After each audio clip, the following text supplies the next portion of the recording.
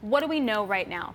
That's right. We don't really know that much about what's going on. What we know is that three huge sort of iconic companies are teaming up from different industries and saying that they're going to tackle healthcare and healthcare costs specifically. The release that they put out this morning is super, super vague. But what it does say is that they're going to focus initially on technology solutions. We don't really know what that means.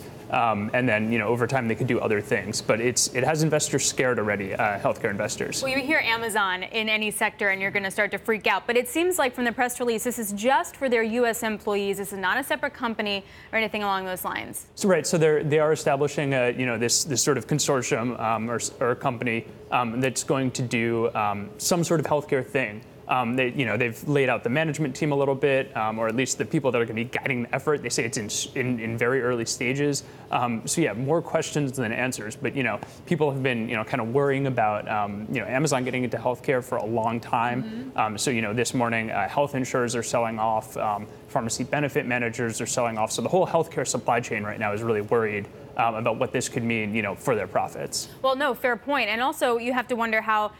I don't mean this to sound rude, but how self-serving it is for the companies also, because healthcare costs are a rising part of all companies paying out to their employees. That's right. You've seen, Warren Buffett call it the tapeworm of the American economy. I think he said something similar this morning. So, anytime you have, Warren Buffett, Jamie Dimon, and obviously Jeff Bezos teaming up on something, you're going to get a lot of attention, and this is going to be, something that we're going to follow for a long time. So interesting. And here's some fun facts for you, right? So Amazon, JPMorgan, Berkshire Hathaway have a combined 950,000 employees. That's not immaterial, and the companies are they were one of the 3 of the 7 biggest public companies in America. They're like the 4th, the 6th, and the 7th. I mean, this is no joke. Right, and just think about that bargaining power. So, set aside all the, what are they going to do with technology? What kind of company? What are they going to form? Just putting that bargaining power together could be really powerful in healthcare. Is there anyone that this is actually good for? You mentioned the PBMs and you mentioned insurers getting hit.